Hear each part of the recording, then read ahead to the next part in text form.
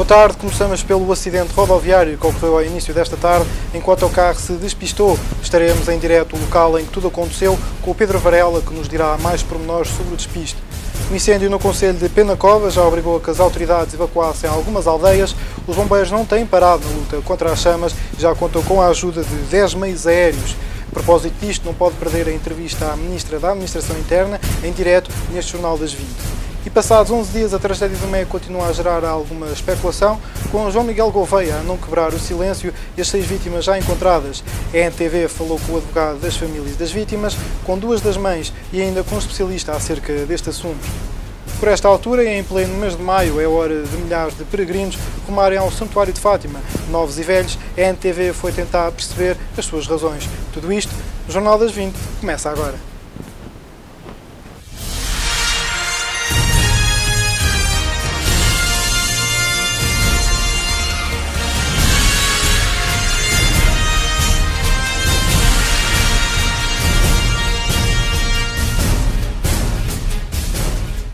Boa tarde, esta é a notícia que está a marcar o dia. Um autocarro que transportava 52 passageiros despistou-se ao início da tarde na A1, por volta das 15 horas à saída de Coimbra. Em direto, junta-se a nós o jornalista Pedro Varela. Pedro, boa tarde. Como está aí a situação? Boa tarde, Luís. A situação já está normalizada depois da circulação automóvel ter estado interrompida durante 3 horas. Deste acidente resultou a morte de 3 pessoas, com o óbito confirmado ainda no local, e 18 pessoas ficaram feridas. Na origem do despiste estará a forte precipitação que se fazia sentir, o facto de o piso estar muito escorregadio e, além disto, as autoridades estarão também a investigar a hipótese de excesso de velocidade. Quanto aos 18 feridos, os mesmos já foram encaminhados por várias ambulâncias e um helicóptero do Instituto Nacional de Emergência Médica para os hospitais da Universidade de Coimbra. O único motivo de preocupação agora, então, será mesmo o estado dos 18 feridos. Obrigado, Pedro. Ficaremos então a aguardar por novos desenvolvimentos, principalmente no que toca ao estado de saúde dos 18 feridos. O incêndio na Serra do Roxo insiste em não dar descanso aos bombeiros, continuam no terreno há 3 dias. Os meios envolvidos na operação não têm parado dia e noite no combate às 5 frentes ativas, neste que já é considerado o maior incêndio dos últimos 40 anos. Bombeiros e habitantes não têm mãos a medir. A população da Serra do Roxo, no concelho de Penacova, tem estado em permanente sobressalto devido à intensidade e perigo das chamas. As elevadas temperaturas que se têm feito sentir, os ventos fortes e os difíceis acessos a algumas zonas da serra dificultam o trabalho aos soldados da paz. Mais de 400 homens combatem o fogo, que já lavra há mais de 3 dias, neste que é um incêndio com mais meios envolvidos em todo o território nacional. São já 10 o número de aviões que fazem recorrentes descargas de água com vista a combater as chamas. Aos 6 aviões pesados Canadair e aos 4 aviões ligeiros Dromadair, que prestam uma preciosa ajuda aos bombeiros, juntam-se ainda 8 helicópteros neste auxílio e que chegam a locais a que os meios terrestres não têm acesso. As 5 frentes ativas estão a pôr em risco as habitações, com as labaredas a chegar a algumas casas, obrigando as autoridades a evacuarem-se as aldeias. Que estava a começar ali a arder uma vivenda nova. Então, e a gente, pronto, olha, em 2 minutos o fogo abalou tudo por aí acima. Destruiu muita coisa? Muito. Palheiros, ainda foi mais palheiros, só começou a arder uma casa, mas estava ali um carro dos bombeiros, foi a nossa salvação. Ontem à tarde, às 7 da tarde, foi dramático porque tivemos o incêndio entra por esta parte aqui, desta serração velha, portanto, as chamas eram incontroláveis, o vento era muito forte, portanto, estas casas não arderam por acaso. 400 bombeiros que estiveram envolvidos nas operações de combate a grandes esforços e que também obrigou os pilotos das aeronaves a esforços muito grandes. Os próximos dias não se esperam fáceis, com o Instituto Português do Mar e da Atmosfera a prever um aumento das temperaturas até ao final desta semana. Para melhor percebermos os trabalhos que estão a ser feitos relativamente a este incêndio e a outros, é a minha convidada neste Jornal das 20, a Ministra da Administração Interna, Mariana Vilares de Almeida. Boa noite, Sra. Ministra, e muito obrigado desde já por ter aceitado o nosso convite para vir ao Jornal das 20. Eu começo por lhe perguntar, e uma vez que tenho acompanhado todos os trabalhos de perto, se está a ser feito, portanto, tudo aquilo que era possível de fazer e se a segurança dos habitantes da aldeia está em risco. Em primeiro lugar, é importante realçar o papel determinante que os bombeiros estão a ter. Falamos, portanto, de um incêndio de enormes proporções, onde estão envolvidos muitos meios pesados de combate. Se não fosse a força dos bombeiros, as coisas poderiam estar muito pior. Eles, em conjunto com a Proteção Civil, previram alguns cenários em que se delinearam estratégias de combate às frentes, previndo que haja outros focos de incêndio. Quanto aos habitantes, as aldeias foram evacuadas por uma questão de prevenção e segurança. Mas a questão é que, ano após ano, e as pessoas acho que querem perceber isso, assistimos a incêndios que assolam o nosso país durante dias e até semanas, que consomem milhares de hectares por todo o país, mas não vemos o Governo com vontade de tomar medidas significativas. A Liga Portuguesa de Bombeiros, inclusive, sugere que se faça a limpeza frequente das matas, por exemplo, ou que reforce os meios de dispositivo de combate. O reforço dos meios de dispositivo especial de combate a incêndios florestal para o presente ano corresponde à vontade de fazer face às insuficiências detectadas e garantir a segurança daqueles que dão o melhor de si em favor dos outros. Por outro lado, temos vindo também a reforçar o montante financeiro para o dispositivo, aumentámos a comparticipação de combustíveis, reforçámos o efetivo da Força Especial de Bombeiros e contratámos ainda mais 4 aeronaves e alargámos o número de bases de apoio logístico. Mas apesar de todas essas aquisições, impõe-se falar na questão da austeridade e dos próprios cortes que este Governo impôs. E a edição do Público de hoje avança que foram encerrados alguns postos de vigilância por todo o país. Acha que isto não é uma medida contra a natura que faz sentido num país que tem tantos incêndios por ano? Ouça, para irmos reforçar outras questões que consideramos mais importantes, tivemos de tirar de algum lado. Não podemos ser mais papistas que o Papa. A verdade é que muitos desses postos não havia candidatos para colocar. Ora, se não há candidatos, só podemos fazer uma coisa, que é encerrar. Do ponto de vista do Executivo, as medidas que temos vindo a tomar, que já aqui enunciei, são muito mais importantes. Obrigado, Sra. Ministra. Ficam então os esclarecimentos que se impunham relativamente às medidas que o Governo está a tomar. A tragédia do MEC continua envolta em especulação. A pergunta que se impõe é se terá sido acidente ou praxe. E o que se sabe até agora é que os 6 estudantes da Universidade Lusófona morreram afogados e o líder do grupo e duque daquela instituição, João Miguel Gouveia, sobreviveu. Os contornos deste acontecimento não são claros e, por isso, a NTV foi tentar perceber o que realmente se passou. Domingo, 15 de dezembro, o dia da tragédia na Praia do Meco. Tudo aconteceu à noite, com o mar agitado e as ondas a atingirem os 4 metros de altura. João Miguel Gouveia, o único sobrevivente do grupo de 7 estudantes presentes no areal, deu alerta ainda de madrugada. Pela manhã, Marinha e Força Aérea iniciaram, em conjunto com a Polícia Marítima, as operações de busca e salvamento sob condições meteorológicas bastante adversas.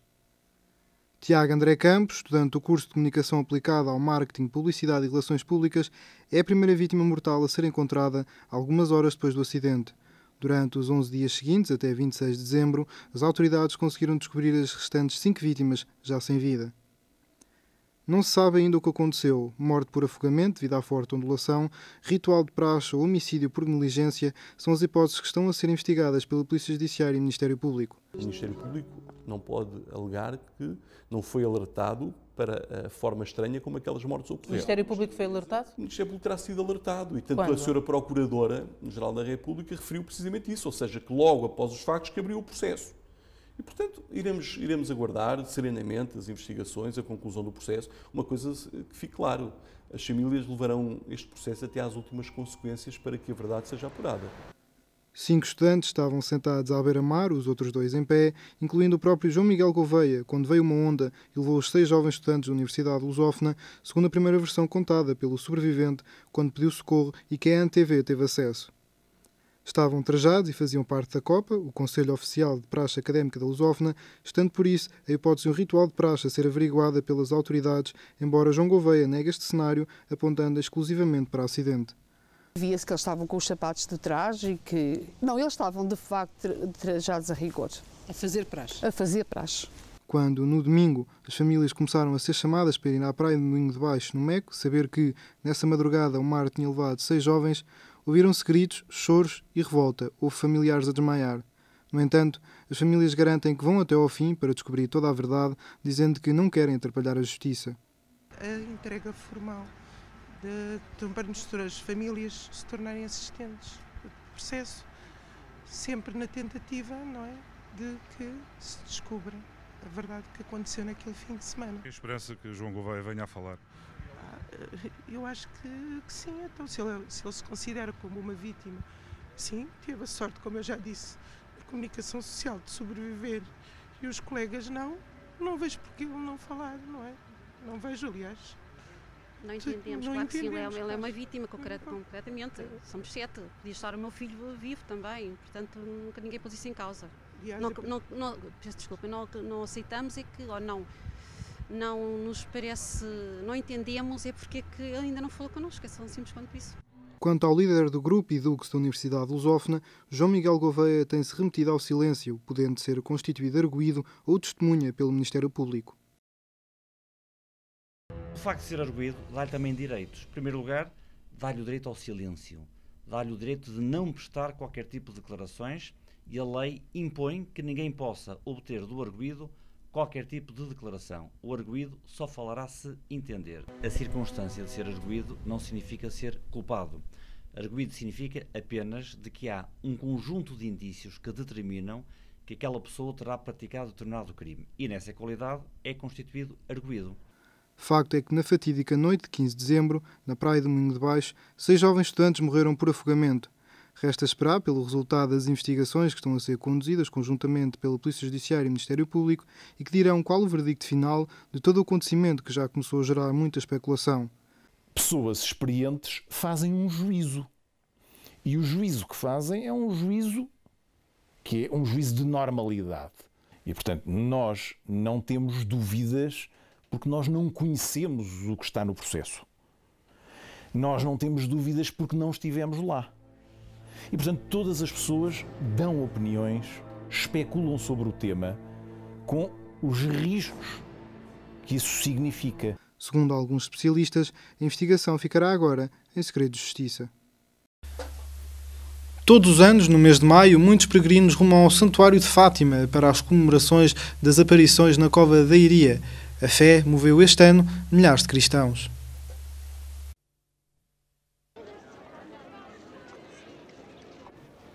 Vindos de todo o país e até do estrangeiro, milhares de fiéis começam a chegar ao Santuário de Fátima.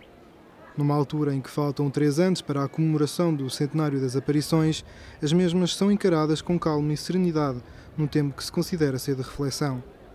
Pagam promessas, fazem novas promessas, agradecem ou simplesmente pedem ajuda ao divino. Novos e menos novos, gente de todas as idades, marcam presença na Cova da Iria pela primeira vez. O primeiro dia de viagem, dizem, é o mais difícil, mas o esforço vale a pena. É muito difícil a viagem? Muito difícil mesmo. É uma coisa que a gente faz com muito amor, mas com muito sacrifício. Chora-se, ri-se, canta-se. Temos horas boas, horas más, mas são momentos muito bons de viver também. E é muito a viagem? Estou. Quantos dias é que demoraste a cá chegar? Para uns 4. E o que é que achaste desta viagem? O que é que te custou mais? Fui no primeiro dia. Este ano, o santuário parece bater recordes, com a igreja a esperar mais de 100 mil pessoas. A adoração essa é constante e não é esquecida pelos caminhantes da fé.